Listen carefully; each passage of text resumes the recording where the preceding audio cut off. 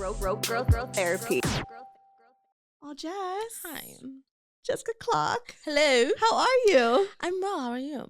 I feel like we have a lot. We were just catching up, but I feel like there's more. There is. A lot has happened in the past few months. And last time I saw you was your birthday, which was not that long ago. It wasn't. And things have... Literally, you've lived like 5 lives.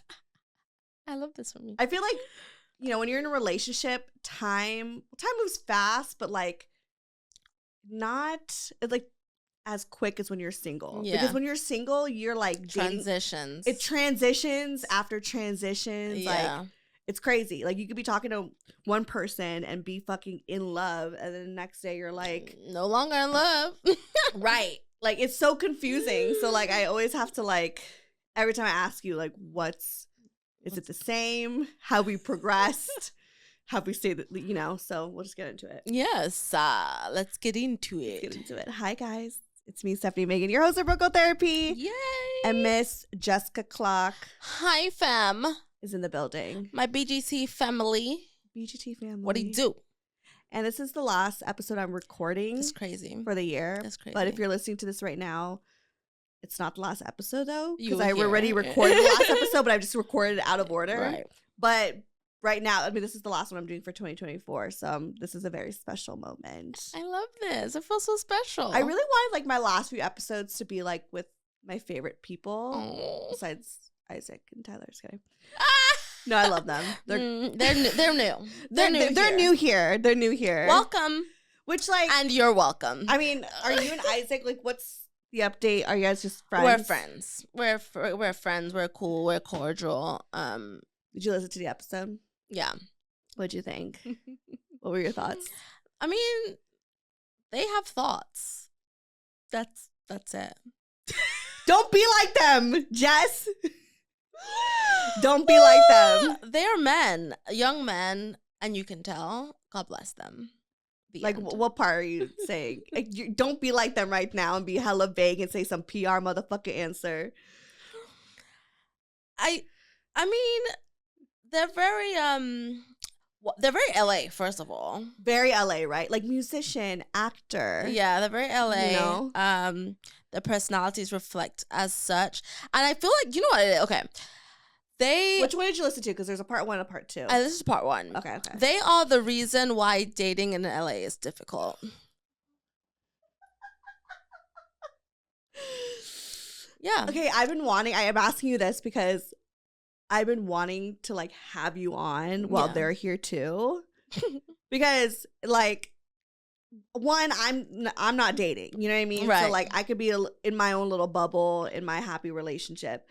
But like, you're single, obviously, not because you've dated a homeboy, but just I feel like they don't have a point of view when it comes to much, This is coming out so bad. Oops. Isaac, I actually do love you in real life. But it's true. Like, to me, they are just if you were to have an average of what you will experience dating in LA, it would be them. Yeah, because they're like, the girls were just insecure and like we get into fights. And I'm like, well, why? Because they don't have a point of view. They don't really know what they want. They don't know whether they're going or coming. It's like, I want to go, but I don't. I want commitment, but I don't. I'm a musician, because truly they're artists and they're married to their work, and that's the reality of dating in LA. Okay. And men have to reach a certain precipice in life to be able to balance the two. And it typically happens after you're 30-ish, 30, 33, 34. But, men are not as, their brains don't grow as fast as women. So it reflects. Yeah, I think that's why I love them on the show. Yeah, of course. It's because they're relatable. Relatable, but also because we've all dated guys like them. Oh, 100%. Do you know what I mean? So I like, you literally dated Isaac. So and I love Isaac, and that's the thing about it. Like, if Isaac was just Isaac 3 years from now, he would be great. And so in part 2, we find out who wins and has the most green flags. And spoiler alert, Isaac had the most green flags. And we were like, what the fuck? And he was even shocked himself. And then I don't know if this was even said on the show or it was like afterwards, but I was telling him, I was like, as a person, you're a green flag. Like you have 100%. a lot of, it's just when it comes down to commitment and communication, awful. And this is why I would say there's no one that I've dated ever that I can say is a bad person. Every single person I choose are great men. I just always pick people that are just not ready to commit. And then with the lack of commitment or not being in the position to be able to commit or them have the mindset of commitment, you naturally have the characteristics of someone that doesn't want to commit. But when you're ready to commit, you also have the characteristics of someone that is ready to commit. So, right. Yeah. So when Isaac is ready, he will become that person that I know he is.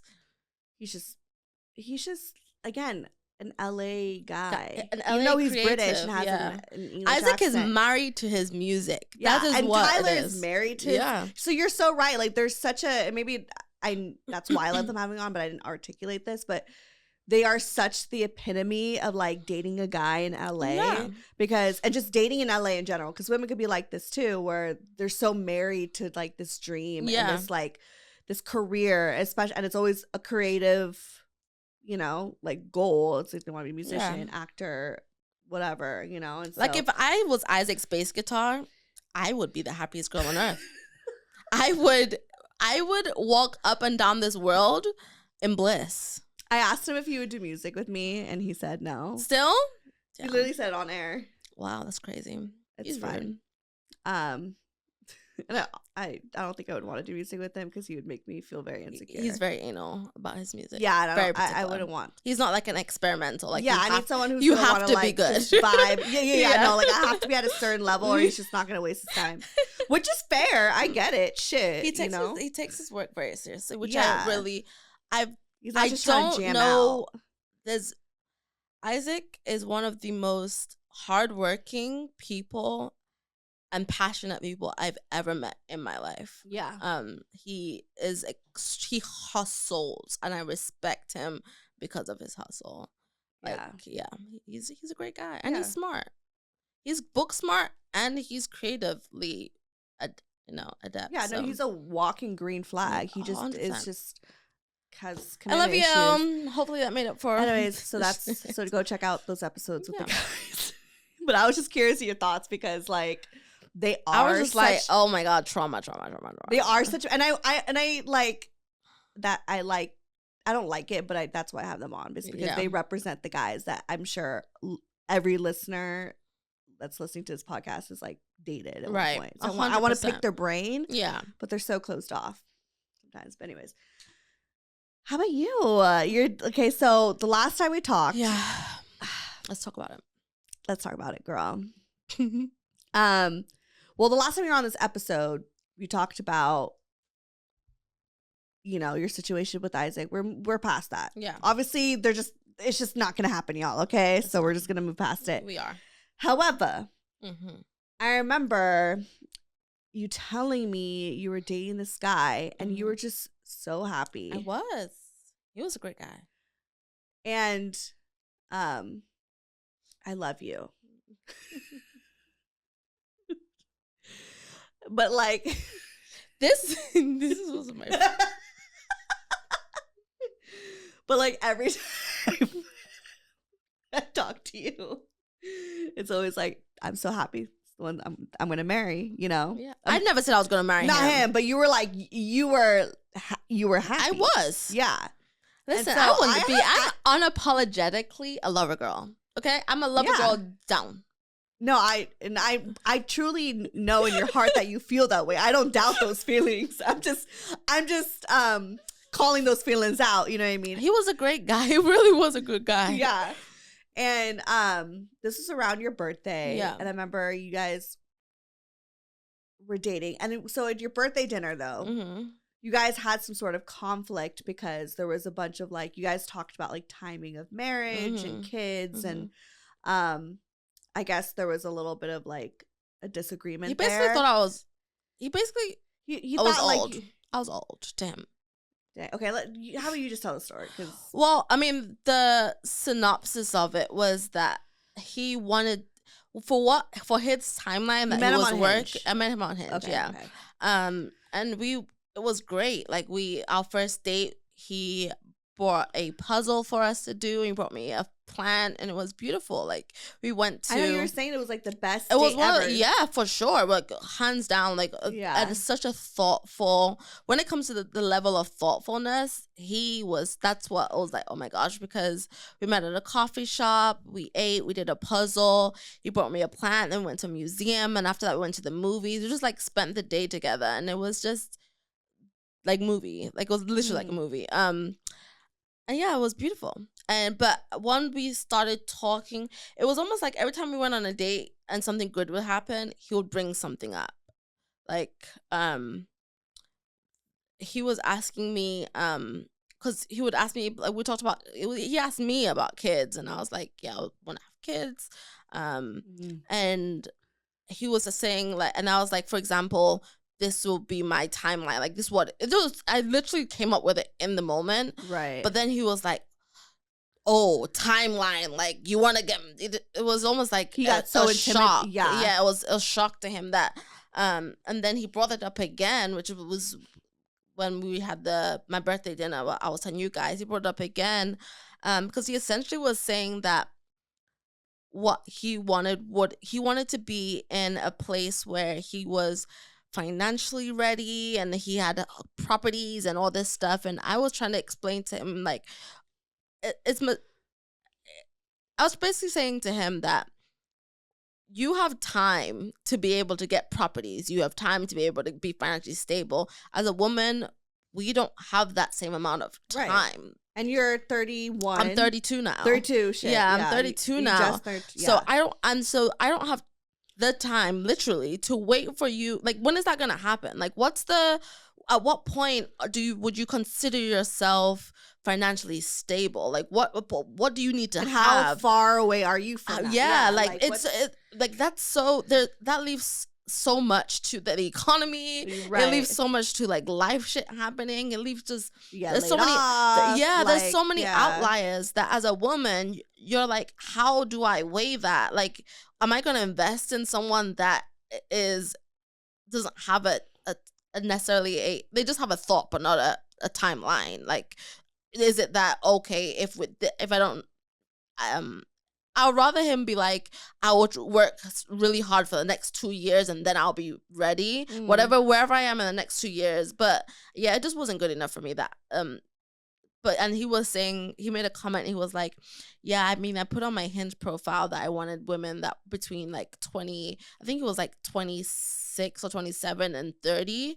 And he was like, so I really didn't know like how you basically like, I don't know how you kind of slipped through. Came up, yeah. And I was like, okay, because he knew that for what he was working with, he would need someone that was not younger than me, yeah. Which was a hard pill to swallow. That was the first time I really realized, like, damn, we're getting old. Yeah. And like, we're at that time now, like in your 30s, where those conversations like need to fucking happen. 100%. In your 20s, it's like that could happen when you're already dating and figure it out later, you know? But it's like really not a priority because you're just like, your mindset is not there. Yeah. And I'm not. For the most part. And I feel like if you're not ready for that conversation, you're just not right for me. You know, I think a lot of women are not comfortable having that conversation because a lot of the time it does get that reaction, which he gave me. And that's an uncomfortable place to be. And because the men gaslight you, like, why are you rushing? Why are you asking all these questions? It's too soon. It's too soon. Like, I hate that because it's just like, not you, but like, I'm just saying, like, these guys like need to just grow the fuck up. Yeah. Be mature. Yeah. It's a conversation. I'm not I feel like hey, let's do this tomorrow, bitch. And in their mind, that's what it translates to. In their mind, they're like, oh, she wants to have kids next week. When I'm just giving you a vague timeline, and to them it's like, well, if I don't hit this timeline, that means I'm not going to make her happy. If I don't make her happy, then that means I'm going to have a bad marriage and she's going to be upset. And so really, they are the ones that jump to conclusions, but they try and gaslight us, saying that we just ask questions and we have a certain, like, we have to, and as I've said it to you before, it's kind of misogynistic because you have the pleasure and the luxury of not being able to have to follow a biological clock when in reality women do. And so a man that doesn't understand that doesn't understand that point of view from a woman is just not mature. 1000%. It's not mature. It's misogynistic. You've never had to consider your body stopping being able to do something like, and I'm even thinking like long term, because not for all women, because obviously not every woman wants to be a mother, not every woman wants to be married or pregnant or whatever, but for me, my desire is to be pregnant, my desire is to have kids. And I feel like if I'm blessed to have kids, well, if God forbid I don't have any, which I don't believe is gonna happen, but let's say in the world it does, God willing, if I'm not able to, it will be very hard to process me as a woman, like being able to do what I feel like as a woman, a part of my womanhood is to be able to bear children, and to not have that be something that's exactly. And so I know that God forbid that doesn't happen, which and many women experience. Unfortunately, some women just aren't able to bear kids naturally. I think that's hard to get your mind around. It's hard to process. And I think men don't think about the mental health of it all. Yeah. Because that's what you have to consider. Like, let's say I do wait after 35. I was just at the OB. She was like, after 35, you're not a high risk pregnancy. And don't quote me, I'm not a doctor. But you that's know, what they say. Yeah. That's what they say. And so like now you're having to be on bed rest earlier, which means that you have to leave work earlier, like you are on leave from work earlier, and not every job, you know. So it's just like, as a woman, we have to consider so much, and men just have to like jerk off and think about being rich, right, and make sure that their money is aligned. We ain't gonna need no money if we ain't got no kids, right? What we gonna use the money for? Right, exactly. Like, no, there's so many things, obviously. Yeah. But you know what I'm saying? Like, so. And I also think too, like, I think it's good, right, to plan that and to have someone that is, you know, like mindful of like, I want to be at a good place financially. Yeah, of course. Good, cool. You're a man, cool. yeah. However, like, I think there's something to, I think it's okay to, how do I say this? Because I feel like this could be misinterpreted. I feel like it's okay sometimes to not have the most money or whatever, you know what I mean? Like if you're still building a life, you know what I mean? Like for instance,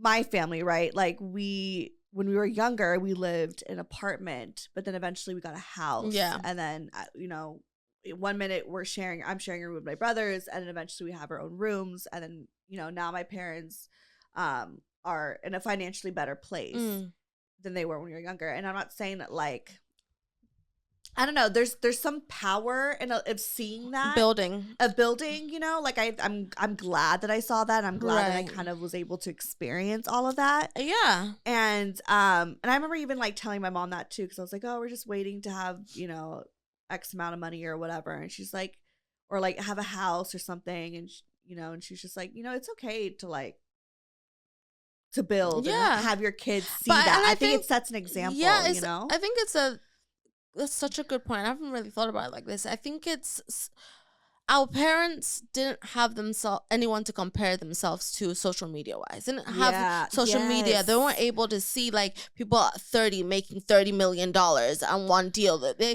didn't have content creators who can literally have a following overnight and instantly buy a house or a car. Or these fucking billionaires. Yeah, exactly. They didn't have all these external things telling them that they need more, they need to do more, they need to work harder.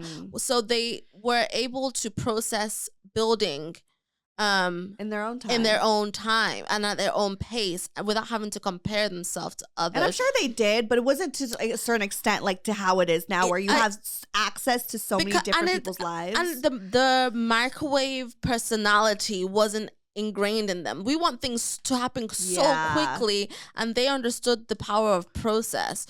As our generation, we don't understand the power of process. We don't understand the slow baking. We don't understand what it is.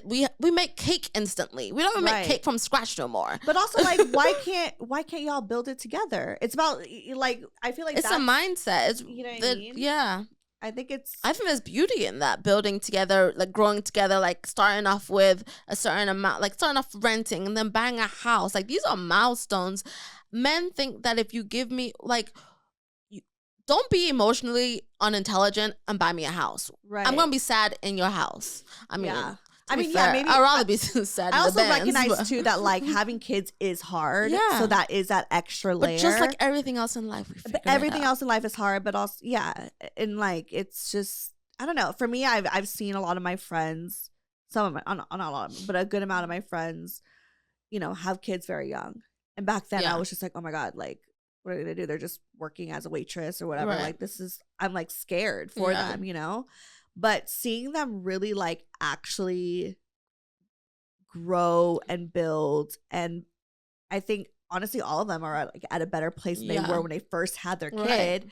That I'm like, oh, like it really just shows like how possible it is. I'm like, if they can do that, I can do that. And I think as much of it is a privilege to like be at a certain place and then have kids, like yes, that's probably the most ideal, but I don't think it's impossible. Of course not. People do it's it like every it's day. Right. People do it all the time. And so I don't think it's impossible to be able to, like as long as you're not like really, really struggling, you know what I mean? Like if I was living in a dungeon and the crazy and had thing a baby, is people whatever, that are really, really struggling also figure it out. They figure it out. There are these mothers that have to work 6 jobs. They never see their kids. Of course, there are traumatic things that happen. They have to go to therapy. But at the same time, like of some of those kids, you hear all the time around graduation season. I came from a single parent home. We didn't have much, but look at me, like I'm graduating now. Like I built this business, and it's just like, and it's not like you guys were at a place where you were even in that space, right? You know what I mean? So it's like you probably would have just been. We're fine. both successful, right? Like, we're both making a decent amount of money. Like we can both, and he owned a house, so right. So it's like, but he would have been fine. But I think you're right. Like this because we do have access to so many to people's lives and seeing how much more other people have and comparing and then thinking that you need to be at a certain level. But it's like sometimes, like especially when they're really young, I don't know. We're obviously not mothers here, but like when they're really young, I mean, like them niggas don't care. Right. Feed me, bathe me, right? I'm good. They don't, it's fine. But yeah, I think he just reflecting back on that very short-lived relation, not even a relationship, we're talking really, reflecting back on it, I think he was kind of just looking for things to be wrong, because it would we would have a great date and then the next day it will be like self-sabotaging. It would be a conversation about babies, and then or like the nail in the coffin. Sorry, my phone keeps, I was like, who dat? My bad. Then see. Anyway, the nail in the coffin was, he broke up with me. On our first. Okay, so I remember we were out to dinner. Yeah, and you told me about this conversation. Yeah, and I remember, and you were saying like how much you really liked him and how upset you were about it. But I also noticed, like how dismissive you were about it. Like I think you like, oh, this is not going to work, or something. Did you like end things? There was something that you said or did. I texted him and I was like, hey. Because I remember like talking to you and being like, okay, I think, obviously this is like a hurdle, but it sounds like you guys just need more of a conversation to figure out a middle ground. Because it was also like, I now remember, it's all coming back to me. You guys were having that conversation through text. Yes, he was and that was the biggest thing. I was just like, I think you just need to have this But conversation he always in person. did that. Like he would see me in person, not bring this up, then bring it up the next day through text. That was the second time he did that. And the first time I told him, I was like, the first time it was about something else. I can't remember what it was, but it's literally a sequence. It will be a great date, then a text the next day. The first time it happened, I was like, hey, maybe for important things, we shouldn't really do it through text, because obviously it's not, things can get misconstrued. Yeah, especially a conversation like that. Exactly. And then the next time it was the same thing, and he will bring it up randomly in the middle of my work day, ask me a very deep, kind of leading question, and I would respond to it and be like, well, yeah, and then it's back and forth, And then the same thing happened. Like, we had that conversation around children or whatever. And another thing I didn't like that was that he would just be like, all right, I'm going to bed now. Oh, hell no. And so for me as an emotional person, thank God for growth, because I don't need him to process my emotions. I can do it myself. Before, I would have needed him to, like, no, give me closure. Right. But I could process what it was, you know. And so it was fine. Like, we talked about it the next day. We said we still want to date one another. You know, it was whatever. The last time that we had anything was, again, we had a date. It was fine. No, we spent a lot of time together. We spent days together. Yeah, I remember you guys were like, and it was great. We had a great time. Then the next day, he texts me about, randomly in the middle of my work day, about drinking. And so on our first date that we went on, I told him, yeah, I don't drink. Everybody knows that. And he asked me why. And I'm very honest about my story. I don't have anything to hide. Right. That's a part of your journey. Yeah. So then he was talking to me about, and then, so he brought this up about my drinking. He was like, so you're drinking? Like, essentially he was asking me, if we were to have a family, how would that affect? Like, so something happened, I'm not going to put his business out there, but he was essentially asking me, like, if something traumatic happens, are you going to resort to drinking? Oh, okay. And fair question. Valid. Fair. And I was just, trying to gauge, like, he was trying to where gauge, you were in your yeah. sobriety. And I was like, I'm 6 years sober, been in therapy, I've done rehab, I've done the 12 steps, I've had a sponsor, I've put the work in, you know? And so, and I have a great relationship with my family who keeps me grounded. I'm a Christian. I'm an active Christian. So my religion plays a lot in me being grounded, the individual I am today. And so, but what I told him was, I'm not God. I can't tell you what the future holds. I can tell you, as of the Jessica I am today, I've found new ways to cope with hard things. Like, for some reason, he doesn't think, like, I think for some reason he looked at it as like a red flag type of thing. Oh, like, for sure. Was like, yeah, he almost wanted me to. You. What it was he wanted me to sell myself to him, and that's what it was. And that's what I'm saying. Like, hindsight is always 20/20, because you want me to sell myself on why the kids thing. You want me to sell myself on just it was almost like I'm the prize kind of vibe. Like, he's the prize, not me. Like, it was almost like I'm the man, I'm the prize, and so I want you to tell me you've told me all these things that happen in your life. Prove to me why I should trust you to be with you, you know? Right. And so what I told him was, like, I can't answer those questions for you. It would just have to be a thing you have to trust. And it comes with, like, getting to know you, because for me, like, I know you, and I've seen you through that journey. So, like, because I know you, like, that wouldn't be something that I would be, like, worried about with you, you know? Right. And so, but that takes time with getting to know someone and trust. But it's like, you could put on this pitch or whatever, but it's on him to, like, trust you. And I can bullshit all I want, but it doesn't mean that it's going to happen. For me to sit here and say I unequivocally I know for a fact, I can't say that, because I don't know what the future holds. I don't think I will. I can tell you the work I've done. I can tell you I can tell you. And I wasn't defensive when he asked me that question. I was very open. It was a valid question. Everyone should ask that question when they're dealing with someone that drinks heavily. Well, used to drink heavily. But what he told me was, like, he literally asked me, how will I know you won't drink if something traumatizing happened? So it comes down to trust. Yeah. I think that it seems like he has a bit of trust issues. For sure. Because it's like, okay, yeah, you could say all the right answers, you could say all the right things, but at the end of the day, it's all about, like, he has to trust you. Yeah. And that takes time. And I told him, seem like he's. And I told him, like, for me, my person would instead ask me, what can I do to support you to ensure that you don't drink when something traumatizing happens? I've been through so-and-so trauma. I know I can't really, and we're talking about like death, and we had a conversation because I was like, I haven't really had an extreme, really, I mean, my uncle, but there's not like a parent kind of thing, you know? And he was like, I don't know how you're gonna deal with that, and I don't know if I'm ready. Like, you know, it was, but there was so many to like answer that again, down to trust. Exactly, I can't. And he was asking like, me, can't trust the process. Yeah, he was asking me impossible questions. And this man should not be dating. He needs to work on himself. He needs to trust himself. But in conclusion, he broke up with me that day because he said that on your birthday.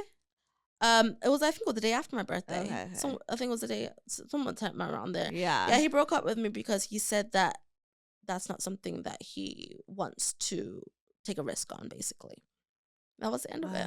That's not him. But I mean, for me, it was also a realization that was the first time because sobriety has, and it was a reality check, because not every man is going to want to deal with that, you know? Not every man, majority of people are like, wow, look at the strength, like, look, like, you've been sober, like, this is awesome. Look at the positivity. Like, I would be so happy, like, to have a kid that is like their mother, that, you know, they will see it in that way, like, look how much you've overcome. An accomplishment. But then the reality is that there are also some people that are risk adverse and would like a kind of more of a straight and narrow kind of person. I am not a straight and narrow person, and if you like straight and narrow people, I'm not the girl for you, and that's okay. Right. But I think in his mind, he wanted a straight and narrow person. I mean, he wanted a young. He wants young, inexperienced, and just normal. Those are three things I am not. Who like doesn't have that much emotional damage. Yeah, you know, and it's just pure, which good fucking luck, buddy, because like everyone comes with trauma and everyone comes with fucking baggage. You don't want especially that. at big old age. Yeah, like even as someone at 26, us at 26, are you kidding me? Damage. We were damaged. We were fucked up. Yeah, like we were, you know, like did not work on ourselves yet. Right. I'm not saying every 26-year-old is like that, but it's just like, I don't know. I'm like, that just like made me upset. I don't know why. That's exactly. And then we didn't talk again. I was like, okay, I understand. Yeah. But no, he said this. He broke up with me. Yeah, how did he break up with you? Over text. Again, this motherfucker communicates through. Okay, maybe that's his little communication love language, but that's fucked up. He did it over text, and I called him immediately after, and then I sent him a text, and I was just like, I don't need to talk. Like, we can break up. But I was like, on a respect level, as a woman, as a person that we've been talking, you could have picked up the phone and told me this. Like, and I called him a coward. It's cowardly. And so I don't want anyone that is, you can't even, and this is, even my friend group, I don't know what it is with these men recently in circulation, but their ability to have closure, to communicate closure, they just go ghost or send texts. They can't pick up the phone and be like, hey, we're dating had a few dates, I'm just not really interested, or this is a red flag for me. Out of respect to him, we picked up the phone and like, hey, I really thought about it. The drinking thing is not really something I can, you know, I really want to, I can look past. I really wish you luck. I would have been like, yo, this hurts, but I respect you because at least you let me know and you didn't waste my time. I will be I was okay. But yeah, he sent it via text, and I called him and he did not pick up or call me back. That was the last time I spoke to him. That was the last. What did he say in the text? Was it just like, let me see if I can find this is so like Joe Jonas and Taylor Swift coded in like 2008. He literally said, he sent this at 11:43 p.m. So I was still undecided. I asked him, question, do you still want to, because we're going to hang out that weekend. I was like, question, do you still want to hang out this weekend? He was like, so I was still undecided, but since you ask, I guess I would have to say, I'm going to decide not to move forward with us since I'm this uncertain. Sorry if I hurt you. That wasn't my intention. I understand if you don't respond back. And I think he's a lot more, he needs therapy. Because the words of the insinuation that you think you're going to hurt me by saying this is kind of a dig at to how much you think I can take and how much, again, the prize. Right. You think that you're so much of a prize that you breaking up with me is going to break my world. Yeah. Oh, yeah. And then it was like... And you're going to resort back to drinking. You're just going to lose it. I'm going to just unravel. You're going to unravel. Another day and the next day. Like, literally, like... And then it's like, I understand if you don't respond back. I am a woman. I'm 32. I can What makes you think I'm not emotionally... level enough to be able to understand that I'm not for everybody? It's okay. Yeah. And that's the thing, like, men feel like by ghosting us, they are protecting us. It's almost like, I know she can't handle it, so I'm just gonna like disappear. And that way she doesn't have to, I don't have to, she doesn't have to hear. This, right. Yeah. She doesn't have to hear what I have to say about her. But it's just like, as women, that does more damage than just being like, we can handle it. And I don't know why men think we're emotionally weak or fragile, so fragile. I think they're just scared of looking like a fucking asshole, so they think that like just being like that, Steph. I honestly don't know what it is. I don't know why, because one of my friends, there's been 2 men back to back that have literally ghosted her after being enamored with her. Just poof out of nowhere. Men ain't shit. So I remember this also like triggered me because I remember when I was dating Bobby, whatever that motherfucker's name was, right? And we were dating for a few months, fucking. Okay, this man has been inside me. We've even had period sex. Okay, so like, you know what I mean? So this is, I mean, we weren't in love. Like we were just dating, and we were spending time together, whatever. And I remember he was in Chicago visiting his family. And I haven't heard from him since he was there, but I just wanted to check in. I understand he's with his family, so I wanted to check in. And he just responded by saying, I was thinking about it, and when I get back, I think we should just keep it friends or something like that. And but it sounded more vague. I can't I can't remember the words verbatim, but it essentially just being like, I just want to keep it cool, like keep it friends. And I just did not respond because I was just like, I mean, in hindsight, I wish I did, but that's so fucking rude. Yeah. We had period sex, motherfucker. And you're just going to send me a text and be like, I think we should just be friends. Literally. That's the same. Sick. In the head. Sick in the fucking big age. At your big ass motherfucking age. Your big age. You don't know how to just be like mindful and but just considerate of someone's time. Then I went to Ghana. Sorry, I don't know why I'm so mad at men right now. But you went to Ghana, okay? And we had a time. I think when we went to Ghana, and this is not only my evaluation, but it was just the evaluation of all my girlfriends that went. The men that were coming at us. Yeah.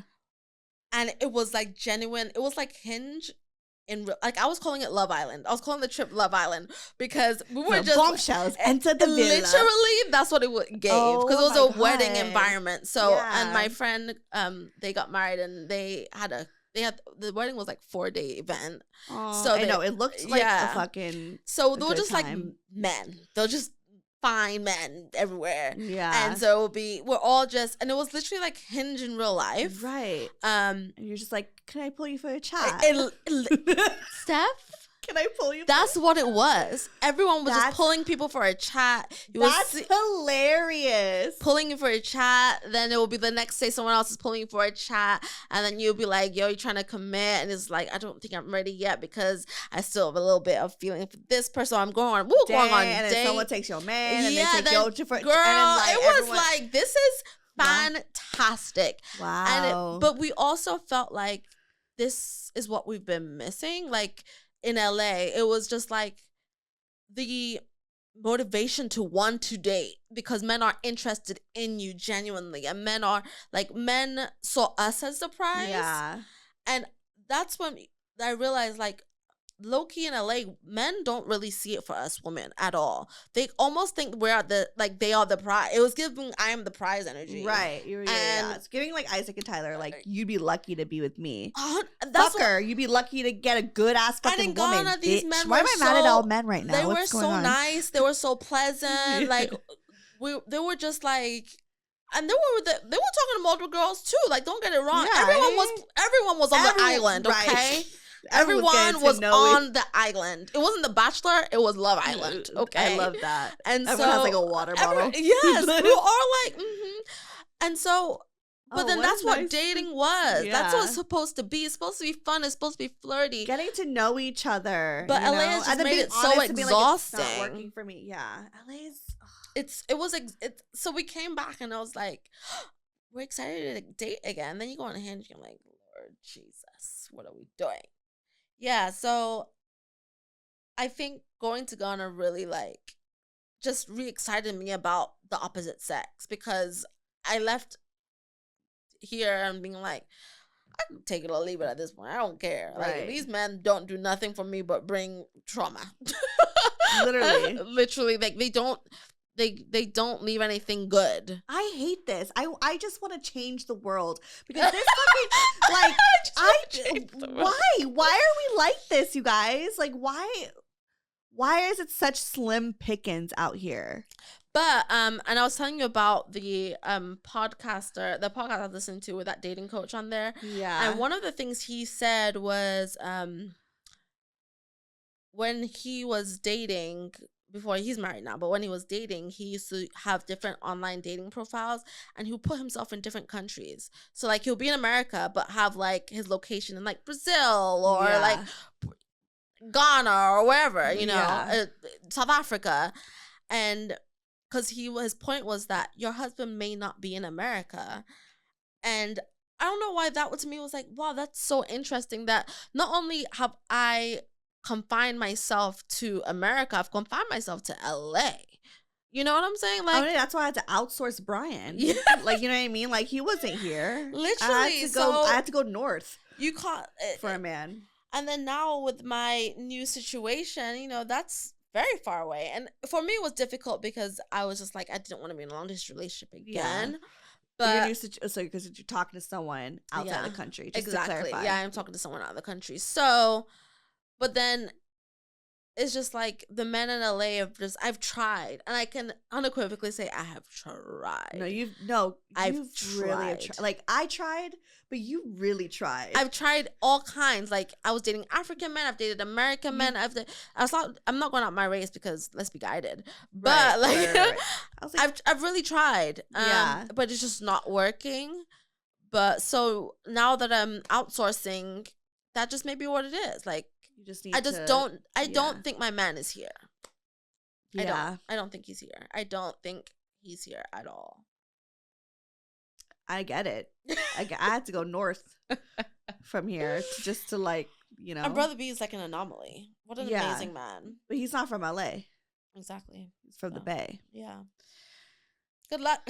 Stay safe out there. I know. The streets are wild. And every girl will say that. Every girl in LA, in Atlanta, and every major city, and even the dating coach, that, again, he was saying that, like. But even, like, I feel like you hear someone butt fuck nowhere be like, dating's so hard. Like, you know what I mean?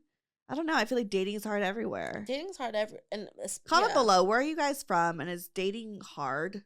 But you could be from a small town. Your pool is smaller, so you're probably dating your fucking and marriage is normalized. Right. How many times do you hear someone's getting married in LA?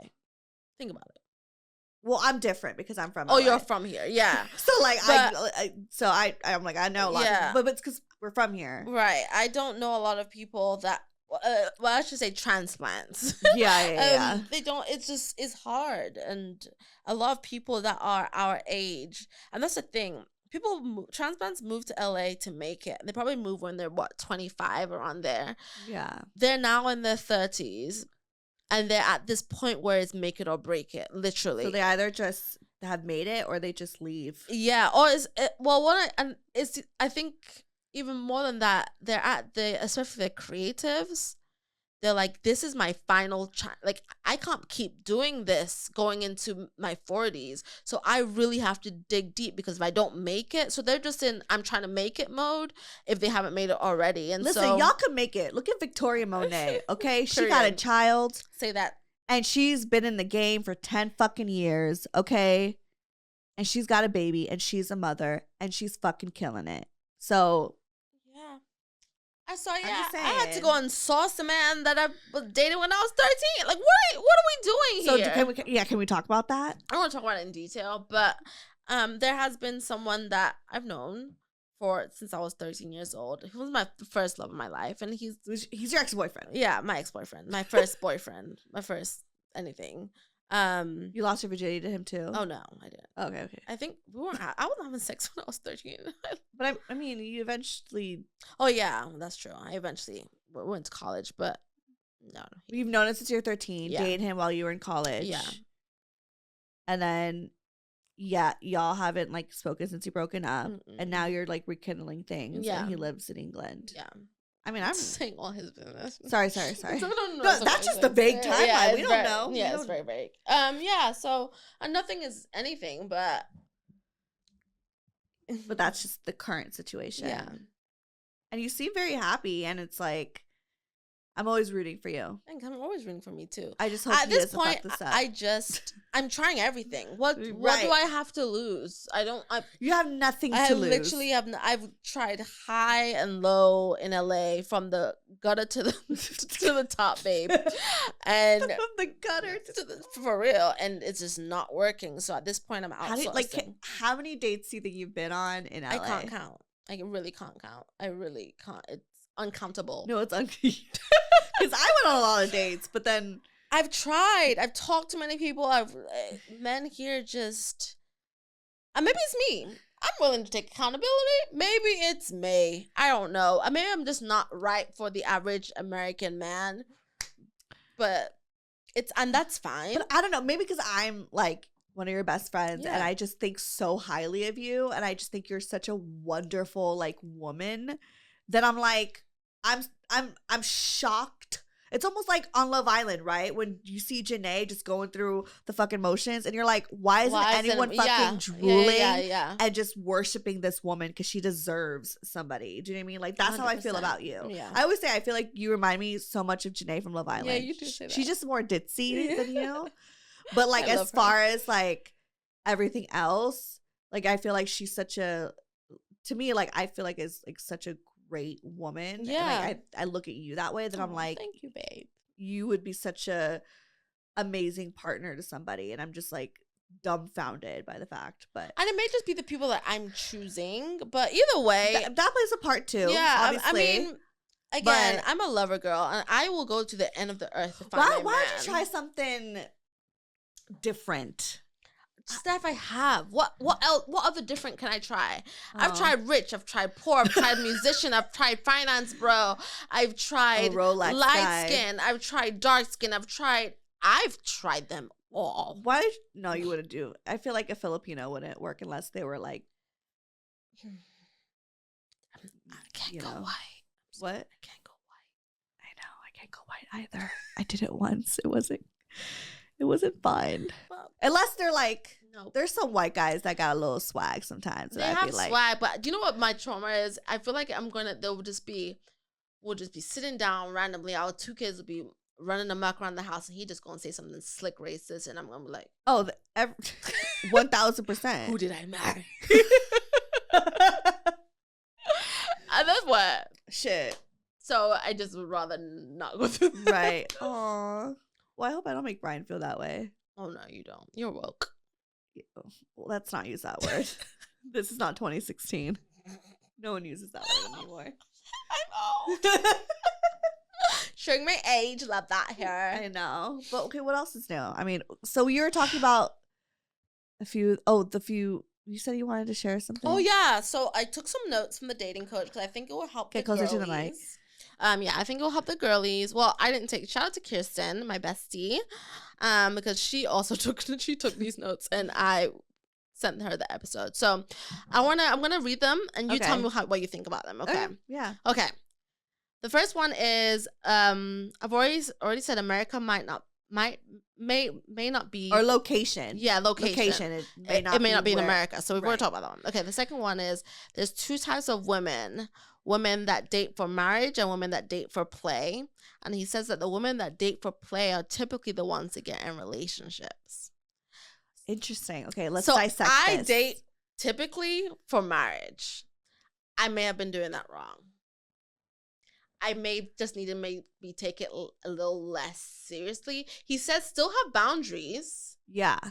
But it ain't that serious. He also says date multiple people at once. Another thing I don't do.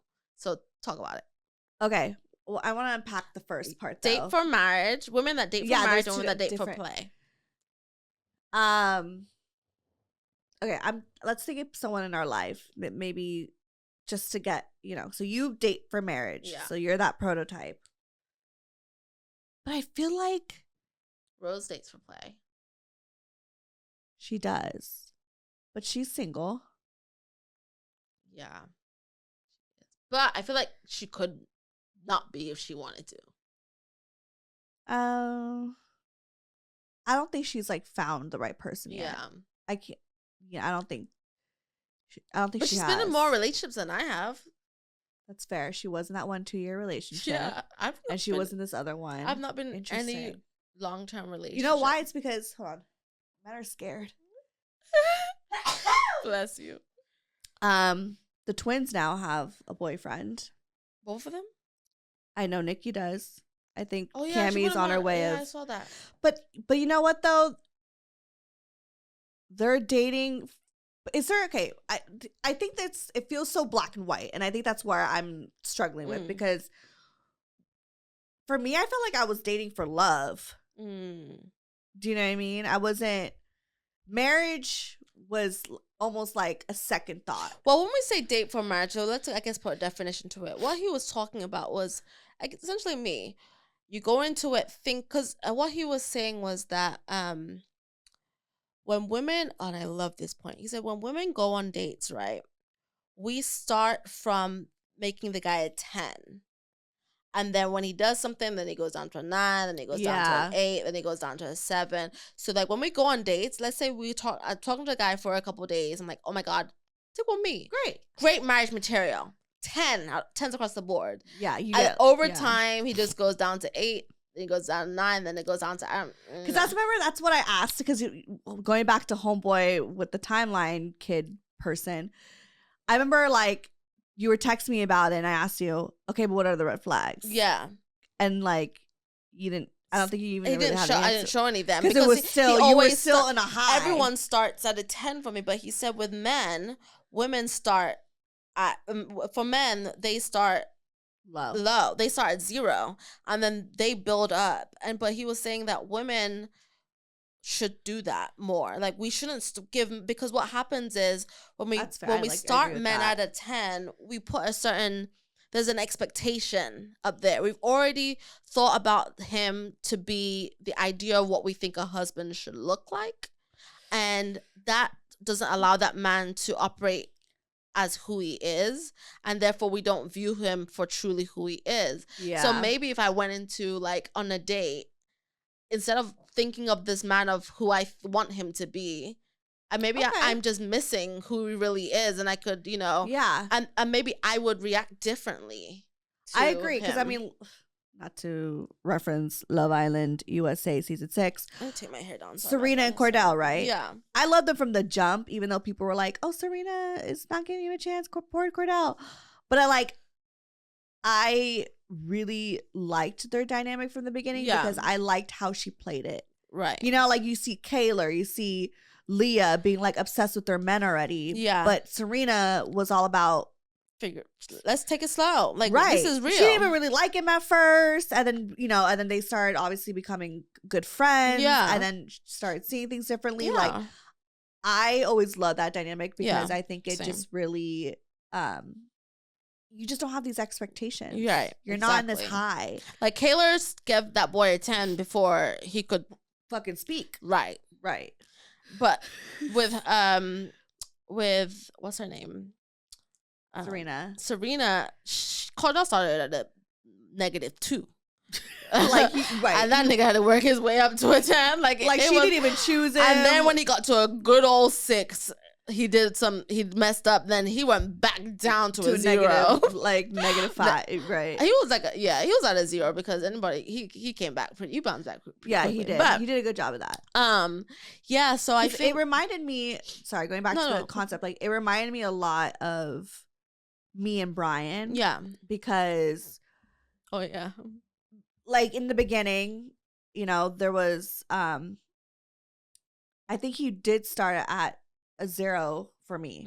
Like, because although I was the one that like hit him up and there was interest there, but I was just kind of like, whatever. Like, I literally was like not expecting this man to be like the love of my life, you know? And then, but I felt it obviously once we've had conversations and stuff like that. But I remember like he was already like all in, right? But I was kind of taking my time with it, and I think, so I think that going back to like doing that metric system, that does work. It tracks, and I also think, maybe this is a controversial take. I think the guys should like you more, than the women. Yeah, you know what I mean? Like, I think they should like us more than we like them. 100%. Because the way that we love as women is already a lot. Yeah. So when a man loves you, it gotta be more. Yeah. Yeah. So that was. I agree with that. Do you think so? You dated? You don't? I think you dated for play more than marriage when you met Brian. You've never been a girly that was like. But that's why I feel like it's so. It wasn't like I was just trying to bang him. You know what I mean? Like, but dating for play doesn't necessarily mean that you're not taking it serious. It's not like you're just you just want to smash and dash. What it means is that like, I'm here. If it works, it works. If it doesn't, it doesn't. I'm not invested. I'm just trying to get to know play. It's getting to know people. Yeah, like it's getting to know. But him. It doesn't. It's still intentional. I see. It still has boundaries. It's not chaotic. It's still structured. Okay. But it's just that I'm not putting all my eggs in this basket and hoping it works, which is a lot of time what I do. I see. Okay. I put all my eggs in one basket so much, but I think dating for play is more like, like you're just not having expectations. Yeah, I think that's what it is. It's just you don't have expectations. Yeah, I think that I really approached dating, or at least I really tried to approach dating when I was younger as like, if it doesn't work, these are just guys I'm getting to know, and I'm just like having drinks with a random stranger and I'm meeting people out in LA. Yeah. Meanwhile, I'm like, ooh, marriage. What does this look like? What, like, I mean, I know why you feel that way. Like, why is that such a priority? Like, marriage? Why do you think you approach it like that? Obviously, I know it's like religious values and stuff like that, but like, I think I want to like dig deeper because I feel like you really do approach it as like the forefront of your intentions. Yeah. I think it's my want of commitment. I feel that to me is the ultimate commitment. Yeah. The ultimate level of being chosen. And I think I've also seen, but like, can you still feel chosen even if it's not marriage as like the expectation up front? Do you know what I mean? Well, yeah. I mean, I think like for me, I just know that I want marriage down the line. So the way I am, and again, he's the dating coach, Anwar. After shot, these are not my thoughts, guys. He's Anwar. He's a dating coach. He'd be on TikTok. He's black and he specializes in women of color. He's a very amazing guy. Anyway, so I don't think. I think that I feel like I can still feel chosen without marriage, but that has to be a part of the conversation, because if you don't align with what I want, then why am I here? But that also does restrict me, because I go into I think a lot of the time I want to find out that we're aligned so much up front. That's what I'm saying. Yeah, that it doesn't, and sometimes I don't like just things just happen. I feel very uncomfortable with the unknown. Yeah, I was gonna say, like, look, I'm all about being upfront about what you want. Like, don't get me wrong, but maybe there is this kind of like when something there's too much of something, right? Yeah, I think it's a control thing for sure. Yeah, like where it's a good thing to have that conversation, but not it be such a forefront of you getting to know somebody. Yeah. Sometimes, like, if you really like this person, the vibe is there, you know, obviously get to know to see what their intentions are, but sometimes it's just like, why not just get to know someone without that, like, that expectation, you know, like finding the beauty of just creating memories. And because I'm old, Steph. I know. I've created many. Well, to be fair, okay. But you've been doing this though since as long as I've known you. I've also been. I have tried that. Let's just go with the flow, like with the guy I was just talking about. The guy that broke up with me. Yeah, he asked me about these things. I didn't bring it up. That's valid. That's valid. He asked me, and I told him my answers, and so I've recently not been like. Whatever with Jabbar Rolex, like he asked me to be his girlfriend and I said no, you know. And with this new situation, I'm like, all right, let's see what happens, you know. I'm not at a point like marriage is my goal, but I'm not. I have to. I know that about myself, that I try and make everything happen in the moment, and I'm trying to just allow things to naturally happen. So like, but it is work, it takes effort, and it's about trusting the process, which is not hard. It's hard to do when you're 32 because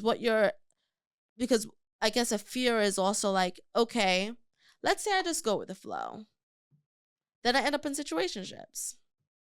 I've been in so many of them situationships because I feel like I go with the flow. It's such a hard thing because it's like, yeah, you want to go with the flow and not have expectations, but what if you go with the flow and you end up in the wrong situation? You go with the flow. Like, it's such a risk. How long are you supposed to go in the flow for? What is like?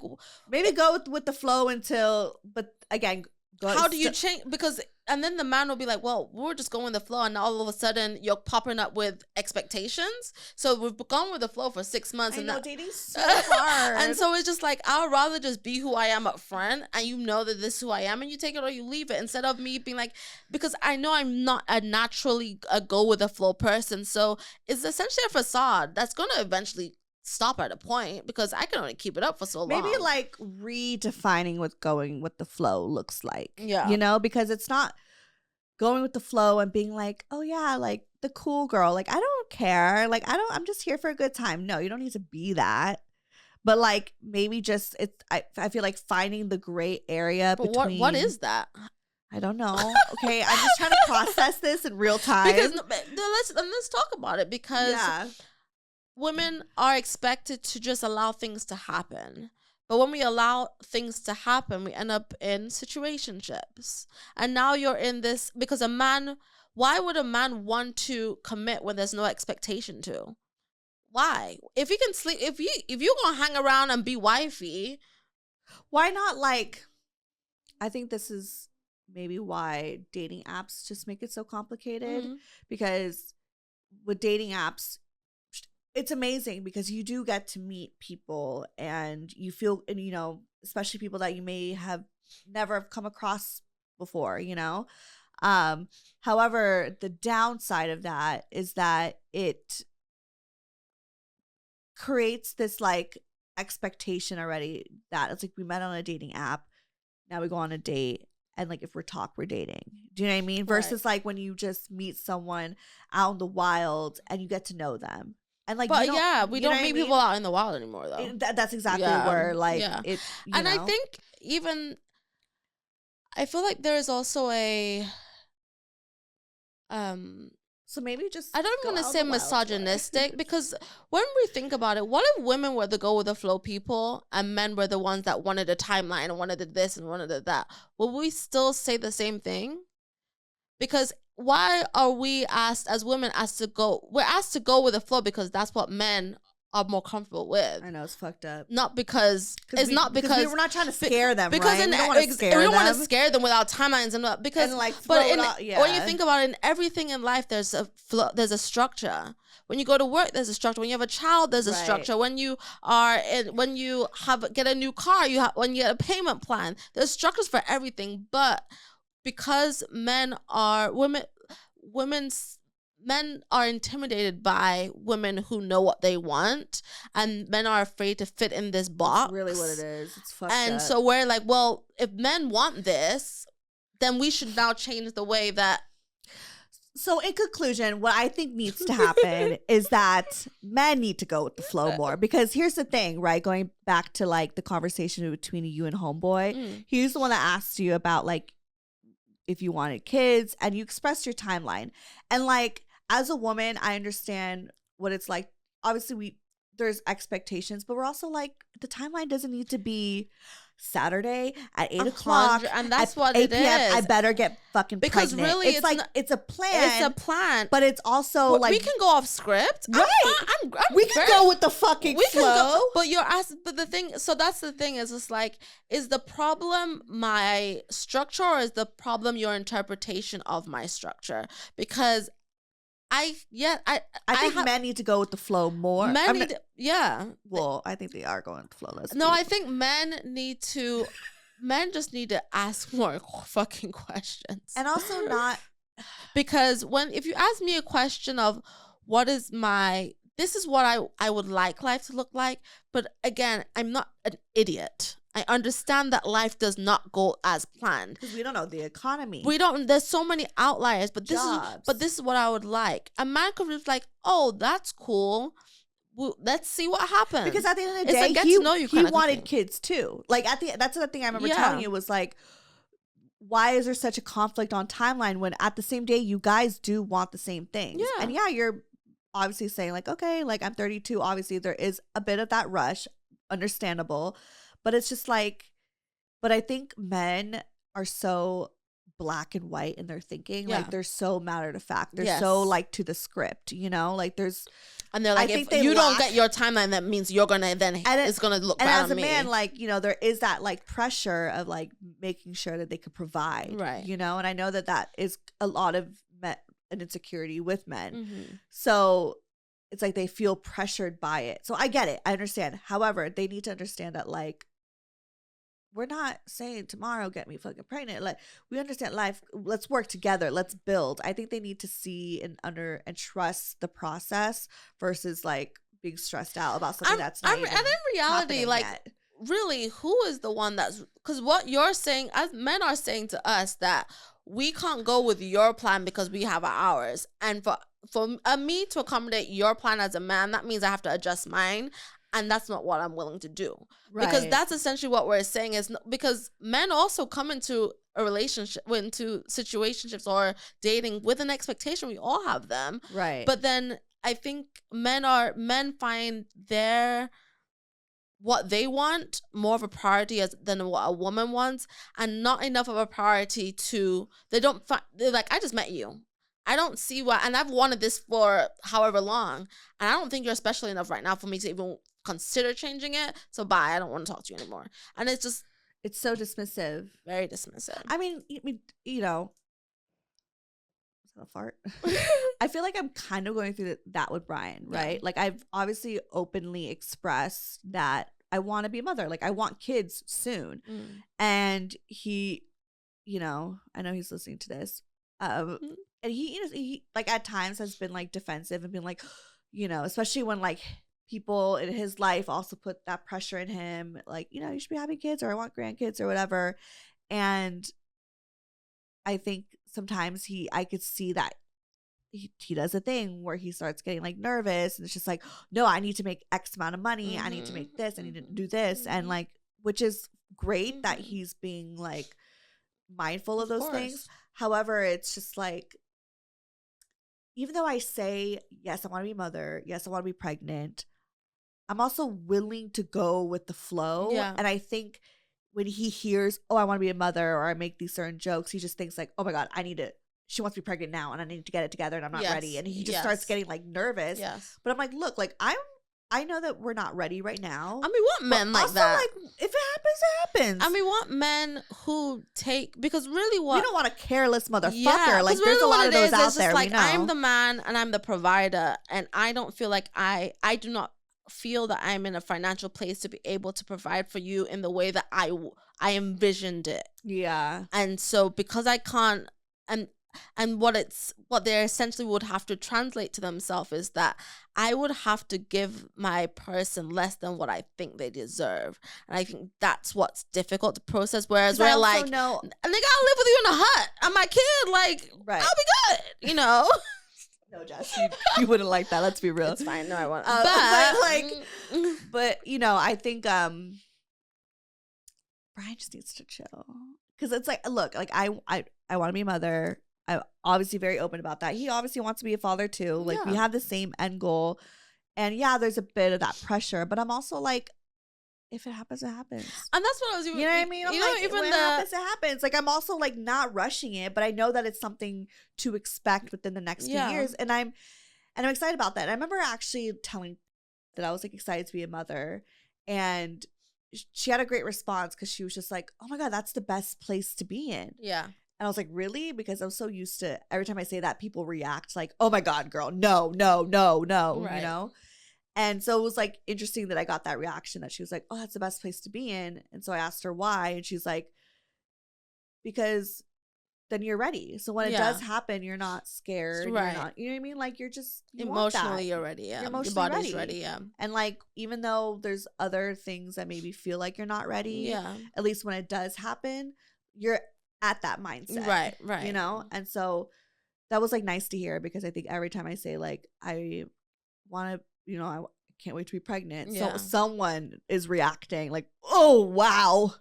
You know, like, or Brian just being like, oh, but like, wait, you know? And so it's just, I don't know. In conclusion, it's difficult. We're just trying to figure it out. Okay? Yeah, like, we don't there's have no answers. right or wrong answer, because there isn't I don't think there's an answer to any of it. I think there's no real rhyme or reason to anything that we do, because what worked for one person won't work for another. There's just so many different situations and outliers and nuances and that there is no one answer to any of it. To survive. You know, but I cannot wait to be like a mother and be pregnant. Same. And like, you know. Oh, one other thing I will say, the dating coach also said, I was gonna say don't trust the butterflies. The butterflies? The butterflies we get when we... Oh, yeah, no, I would say that too. I don't really? trust them hoes. You don't? No, fuck I love my little fly.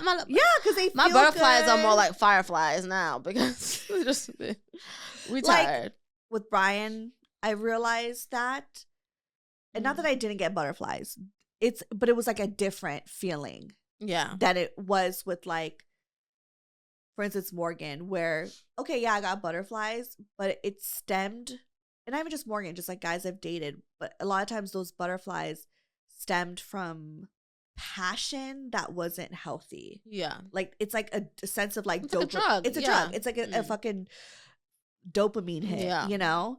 And when it's something that is healthy, I mean, those butterflies are there, but it doesn't feel like a high. Yeah. It just feels like, yeah, you know, and you're happy and you're excited, but it's not based off of like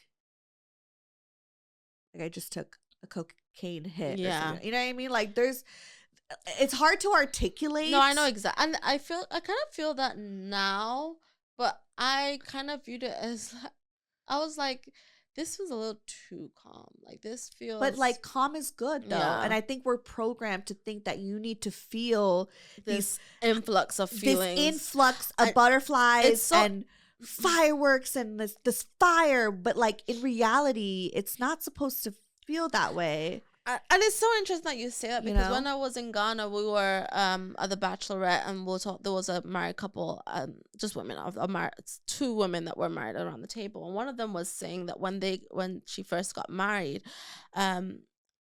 her husband, everyone was talking about how amazing marriage was and how it's going to change everything. And so they went into their marriage thinking that that something grandiose was going to happen.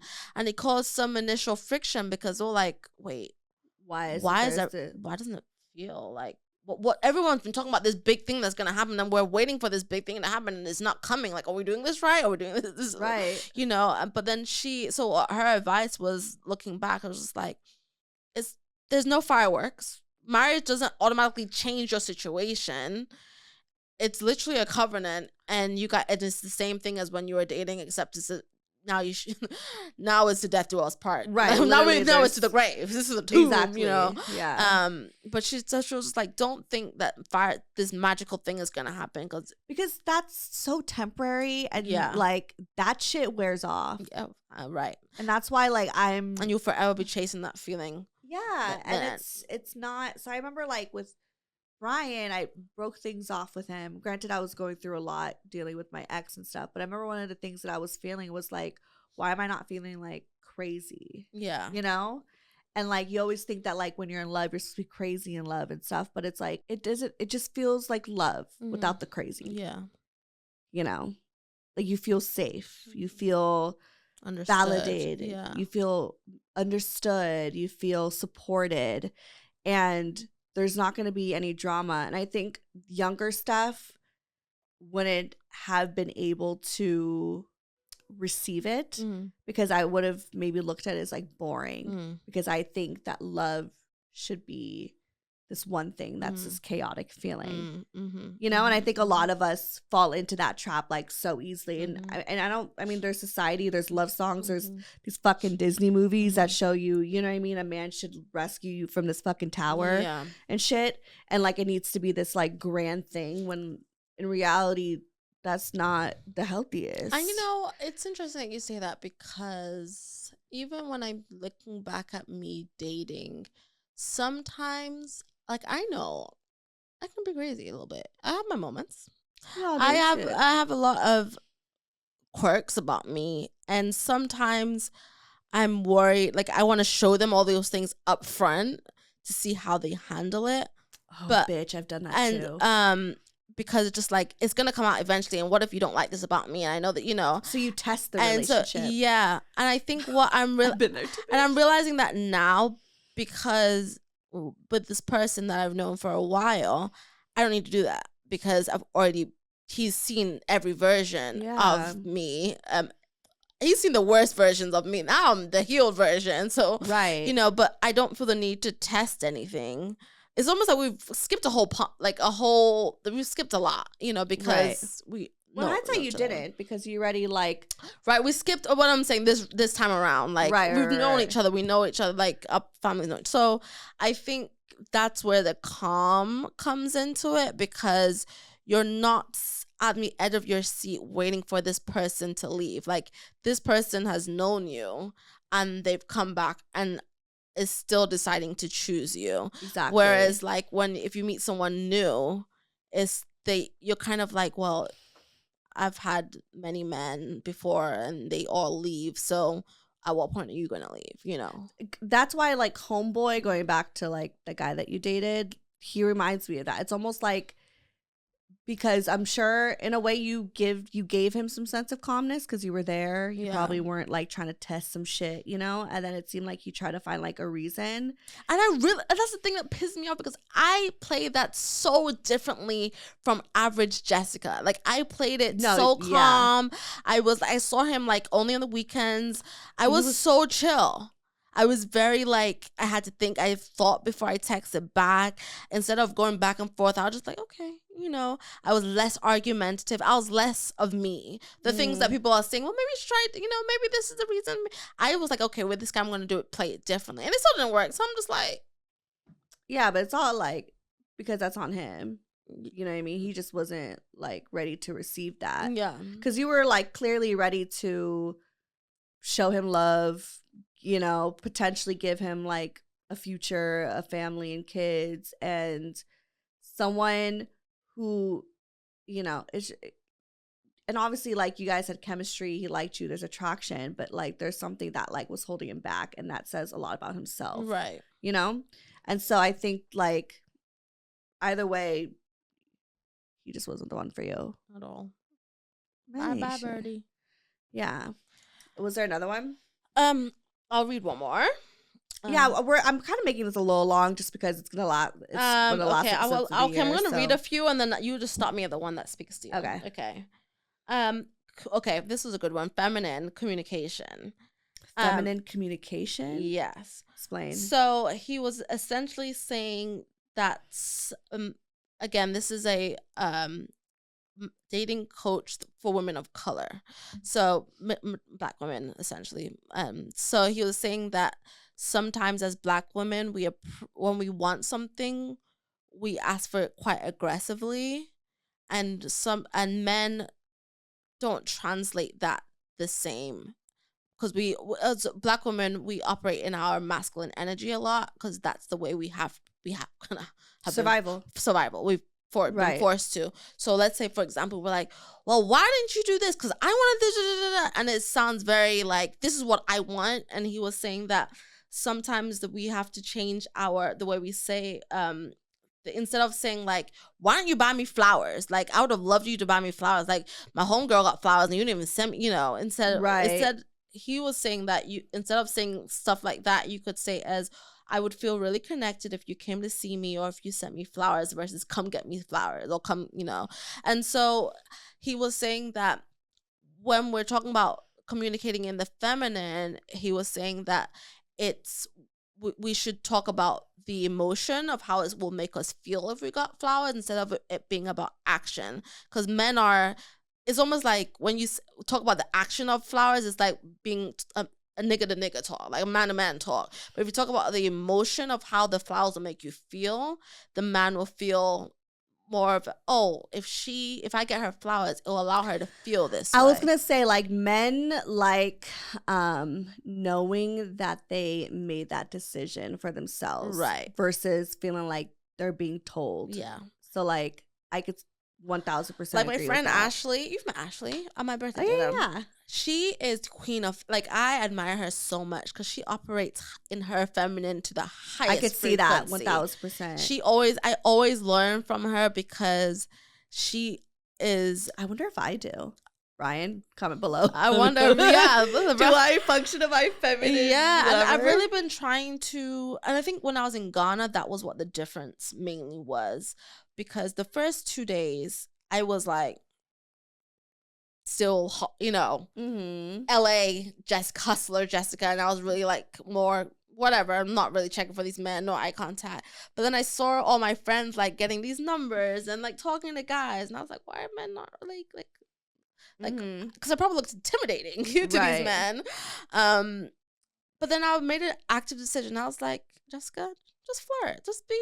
Yeah. The moment I made the decision, literally, it was like a tap I couldn't turn off. It was like men were just, and then that's when I realized you decided to operate in your feminine, and just that mindset change that changed your energy, which made you feel men feel more approachable. Like men wanted to, like, you didn't feel like, a guy called it bad bitch energy, which I can give up bad bitch energy. Like, don't talk to me. I don't want to be spoken to. Right. And there's some women that will say, well, if they're a real man, they'll come talk to me anyway. Yeah. True. But at the same time, like, you get more, what did they say? You get more flies with honey, or you get more honey with something. Yeah. So, I think there is something to be said about operating in your feminine, and being in LA and a Black woman in LA, we don't really have that luxury. Yeah. And then we have to do the extra work of having to turn it on and off. Yeah. Which is difficult. I 1,000% agree. I think just reflecting on like how I have approached dating and stuff, and maybe this falls into that category, but I remember, I was interested in Brian. Yeah.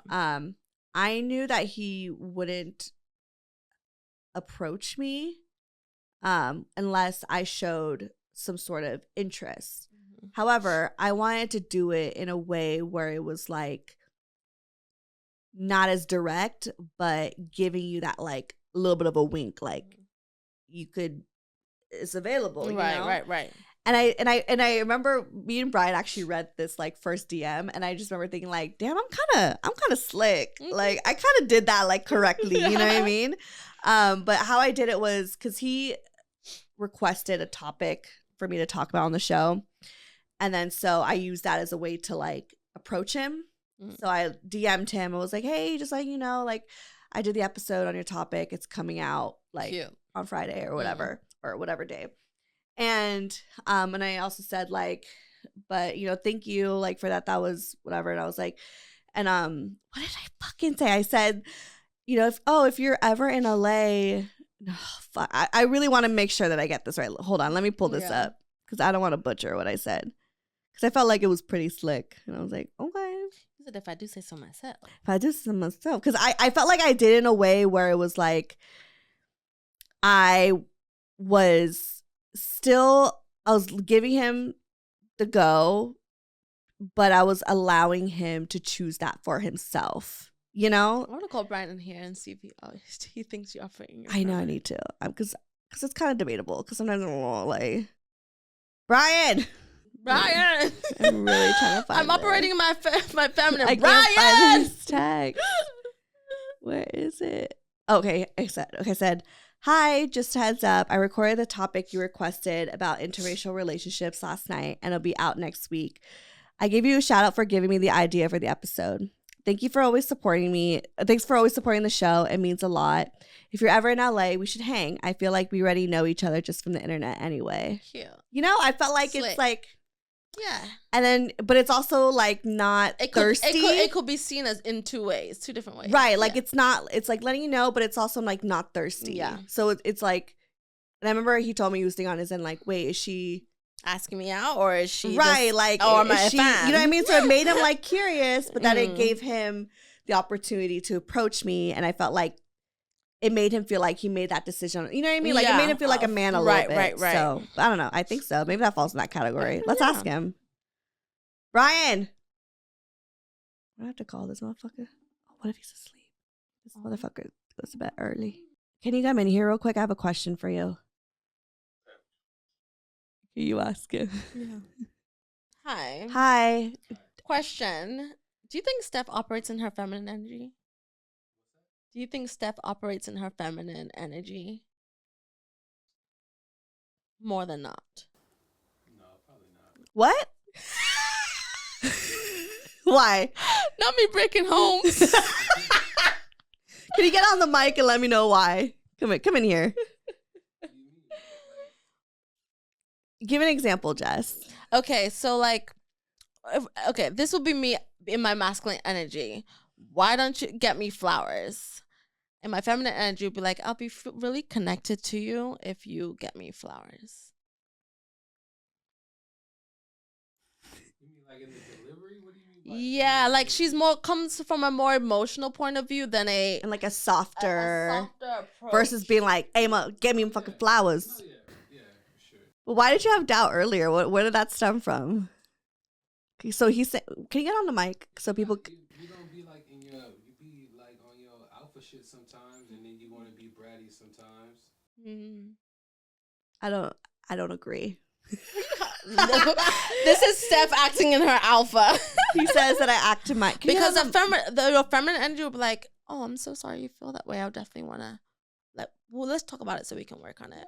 I do that 1,000%. I don't think I'm like in your face like that ever. I feel like I'm very like I'm very when he's emotional. No, because this motherfucker's a Cancer, right? Let me tell you, you know, because you won. He could be fucking emotional sometimes and maybe overreact, and I stay calm in those moments, and I'm like, let's talk it out. Sometimes I fight though if he really pisses me off. But for the most part, I think I like try to be mindful and cutesy about it. For the most part. He changed his answer. Do you think like when we were dating, Steph, you persuaded his answer? I just want you to know that. Did I? Oh wait, he says I do that. Oh my god, wait, am I Victoria? My mother. You persuaded he says that because his first thing was You don't. And But then no, but you explained it to him though. Oh, okay. He But then misinterpreted. no, because then he misinterpreted. But he also said you operate in your alpha, which is essentially not feminine. You're feminine. You're beta. Look, I am a businesswoman. Okay, and I was raised by an alpha female, which is Victoria. My mom lived. I gotta like decipher when she Which don't one want to she be is, alpha. yeah. And I'm like, just let me feel Yeah. it off. Ciao. Look, my mother was a very alpha woman. I don't even think she ever operated in her femininity at all. My dad probably operated more of his femininity than my mother. So I feel like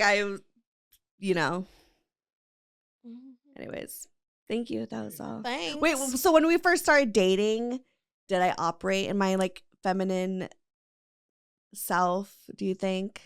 Yeah. Okay. Thank you very much. Was she a catfish? Was I a catfish? Was she an emotional Did catfish? you say that was she a catfish? An emotional catfish? Was I emotional catfish? No. You are pretty consistent. You are who you are. Yeah, I don't. Which is awesome. I don't think I. Which is another point. He says that women should never approach relationships like they're auditioning, like not how like. Oh yeah, I didn't approach that with Yeah. Brian at all. I've approached I've approached like other relationships like that, but with Brian, I was kind of like, you get what you get, motherfucker. Like at this point, I was tired. Yeah. Quite frankly, I was over. That's where I am. the dating. Yeah. Like, and I think that's when, you start to find somebody is when you're just like so fucking over it that Yeah. you kind of are like That's not giving a fuck. literally where I am. That's why I'm just like when that thing happened with this last guy, I cried about it, but more so because like It hurts ego. yeah, the ego. I was over it the next day because in reality I've only been talking to you for 2 weeks. But like, but the old Jessica would have been stuck on that. It would have been a longer situation. I probably would have drank or whatever. But It's I 'cause think you know yourself more. yeah, And when you go through like so I many am heartbreaks, who I am. right? Like, and I finally am understanding that if a guy breaks up with me or whatever, it's not about it is obviously it's about me. It doesn't mean I'm a bad person. It just means that I'm not just the person for you. Yeah. But yeah. Also, he says that funny. He said men. I want to know what you think about this. He was saying that you should date within your tax bracket, or men should at least make 80% of how much you make. So like the minimum should be 80% of what you make or more. We should date someone who makes a minimum of 80% of what you make. Okay. Or I guess 80% of. So if you make like $100,000, you should at least make 80. I see. I don't know how I feel about that. I think I've always dated guys within my tax bracket. Yeah. For the most part. Our tax bracket ain't been that high. Oh, that's true. Until now. But I mean, or like they made more. I don't think I've ever been with, well, for the most of the time they always made more money than me. So that's fine. I don't know how I feel about that. I have to think about that more. I don't have an answer for that, but that's interesting. And he said, dating online, if he hasn't asked you out within a week, drop it.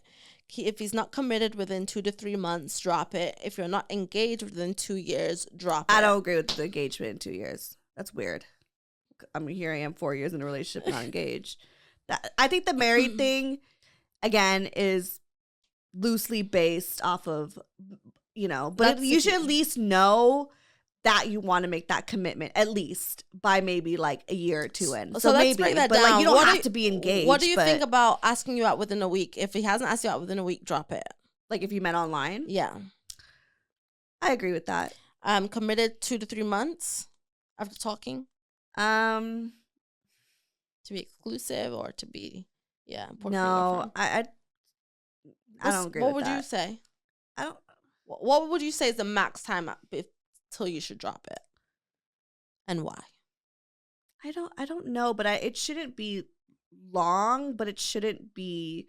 It doesn't matter if it's short. You know what I mean? Like I feel like Brian. It took him about 6 months to ask me, And I was fine with that. You know, I tend to like take things a little slower than most people. Mm-hmm. But I felt like that was perfect for us because we were able to, again, start a friendship.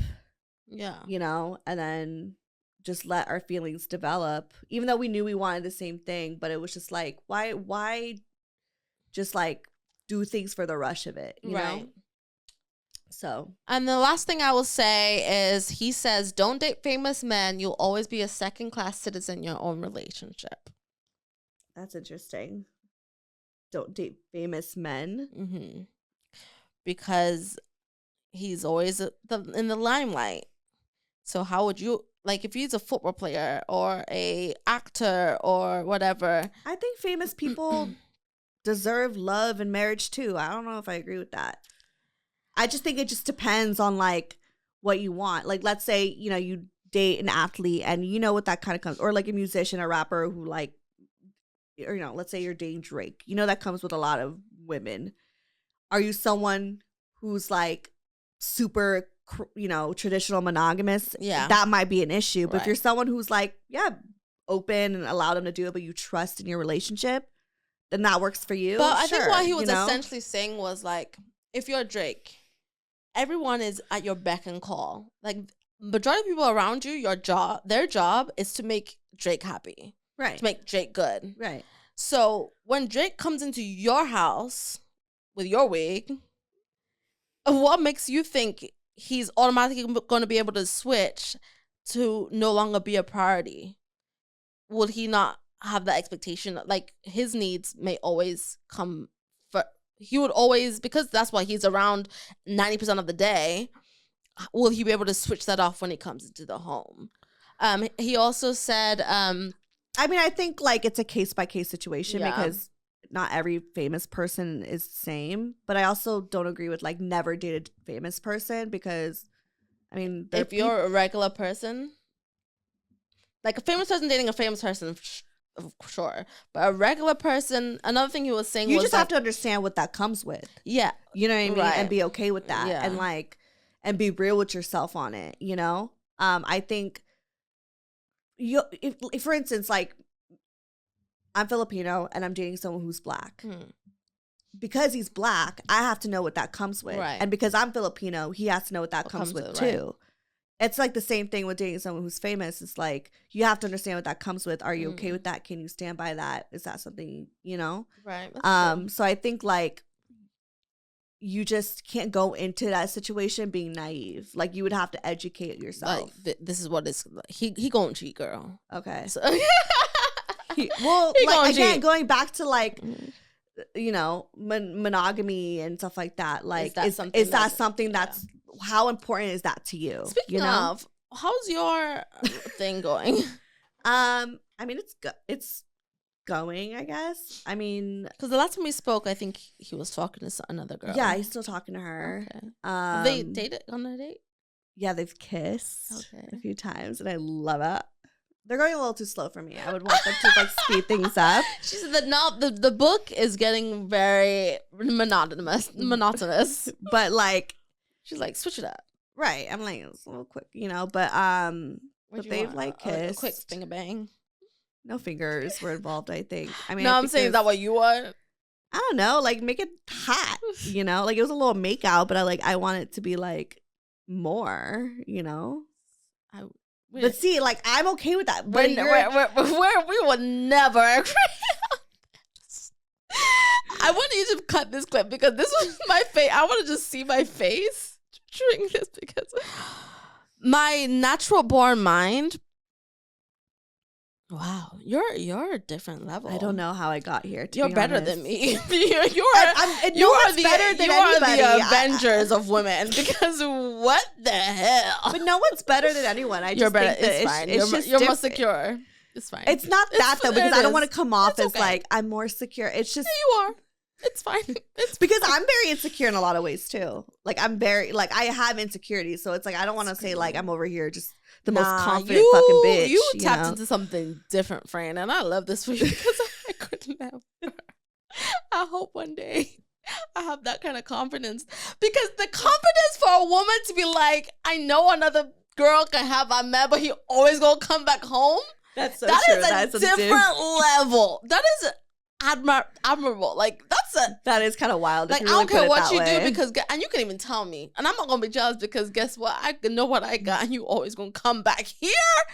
Girl. And it's crazy. It's not even something that's like always on my mind. Like it is sometimes, but it's not like a forefront of my mind that he like made out with. You know what I mean? But like, because I would be baking on that, babes, cooking on it. I would be right. It'd be a whole thing. It will be in my mind. Like I don't even like stalk her Instagram. Like I don't even like. I really. I'm just like so like standing ovation. Like grounded on it. It's you grounded. Yeah. It.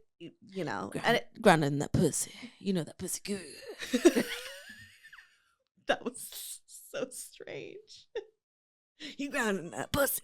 But there is a sense of like confidence, I guess you could say, where it's like, yeah, he could go do the thing, but I still. Make that a clip, Steph, please. But like, I'm still like, he's still coming back home to me. You know what I mean? Crazy. Like it is. I will say, I respect it.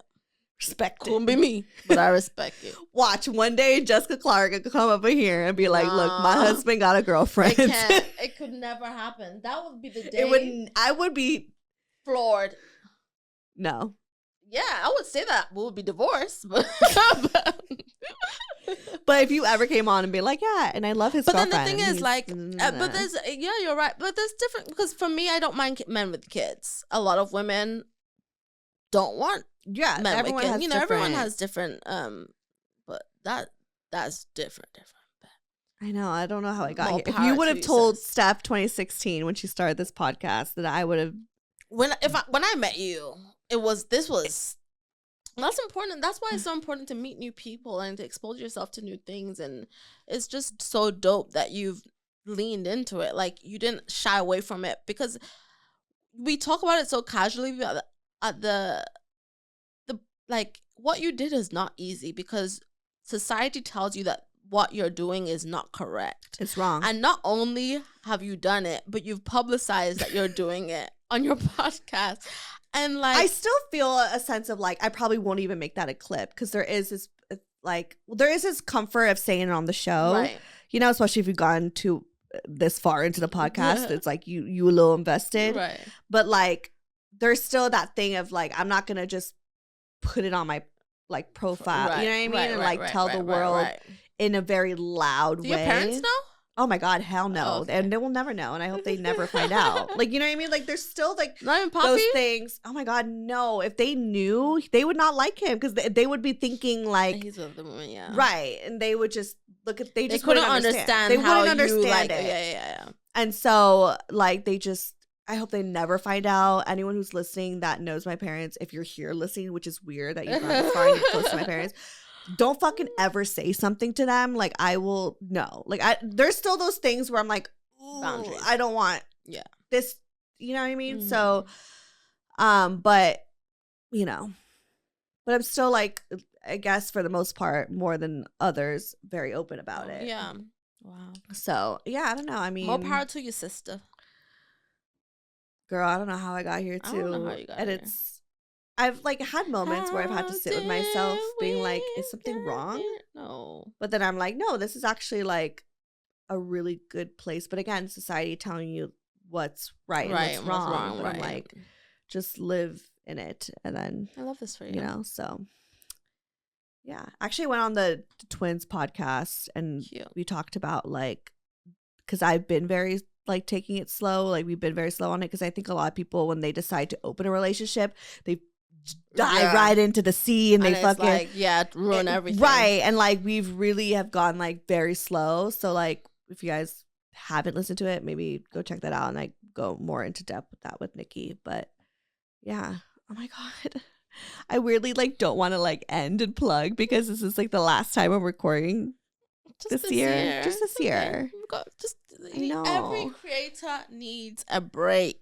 I know. This break to that break to Ghana, I never knew I needed it. Yeah. Until, look, girl, once I turned off my Slack, I disabled all my email notifications. I disabled my Slack notifications.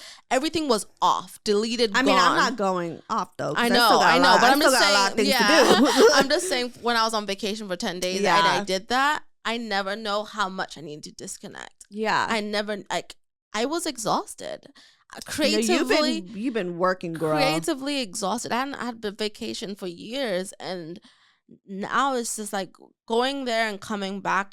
And it was 10 days, but it changed the trajectory of the rest of this year for me. I'm like reignited again, even though work trying to stress me out. But yeah, I think everybody needs a break for sure. I think Jamaica. I mean, even though it was kind of a work trip, but it was fun too. But it was a lot of fun, and I did feel, even though like I did feel disconnected enough to feel very relaxed. Good.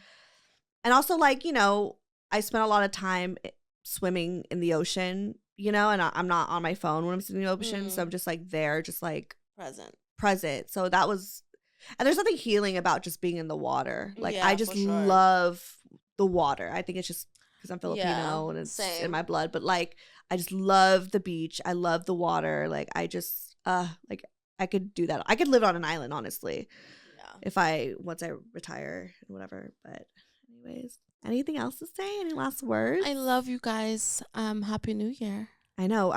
Happy New Year. Merry Christmas. Happy Kwanzaa. Well, technically, I have an episode the following week from this. This isn't the last one you guys will be hearing, but September 23rd is my last episode. Well, this will be the last time you hear from me this year. So I know. I love you guys. Follow me. We'll see because the next time I come on, I might be married. You're gonna be living like 10. I might be married. You might be married. Yeah. Are we predicting this right now? Pregnant or married? Both. Just married next year. You think so? Okay, maybe like end of next year. Close to engaged. Let's say engaged. The next time, but like I'm coming back in like January, February, maybe. No. You're gonna be engaged then. No. This is fun. Okay, you predict. Me predict? Yeah. Girl, I don't know because your life is very unpredictable. I know. So you need it's like a roller coaster. So you need to tell me like what you predict. I can't. My life is insane. Okay. I could be married next month. At this rate, who knows? Right. I feel like something is. I've been saying this all year on this podcast. Something is brewing. Yeah. But I feel like next year is gonna be. I might be coming here with a little bit of extra bling on my finger. Or she could be coming you know here yourself. Or you could be coming here and be like, oh yeah, I don't talk to that man no more. That's 10 minutes ago. That is also very possible. That was 10, like that, what? I could have had literally a whole child. I don't know. Who knows? Literally. I guess we'll find out. Can't wait. Hopefully I'll be pregnant. A baby Steph, stop. I would love every second of it. A baby Steph? Obsessed already. Well, that's literally Jasper. My cat. Okay, anyways, plug yourself. Hi, I love you. J.Clarke Clarke with an E on Instagram. Follow me. Love y'all. I love that you like carry the Christian fan base of BGT. Period. Like the Christians and the religious people. Period. Be like on that side of BGT. Every time we gotta have balance, girl. We gotta we gotta represent all corners of everything. A little cuss and a lot of Jesus. That's me. All right, guys. Follow me, Stefanie Maegan, or go to brocotherapy.com. All that shit is there. I mean, follow me on my personal one because I probably won't be posting on BGT, but I'm gonna try to be outside. No one's Steph. She gonna post reruns, but it's fine. Yeah, because sometimes we're gonna go with that for now. Sometimes I'd be like just going through my camera roll, like, oh my god, this was funny or this was fun, and I'd just be like posting it. But I don't know. I'm trying to go ghost or whatever. All that shit is there. All that shit is there. Oh yeah. Sorry, you were just trying to get me to wrap up. No, okay. I wasn't. I just don't want to go. I was just making sure you got all your tags in there. Okay, thank you. All that shit is there. Love you guys. Love you. Bye. Bye. Yeah. Growth therapy.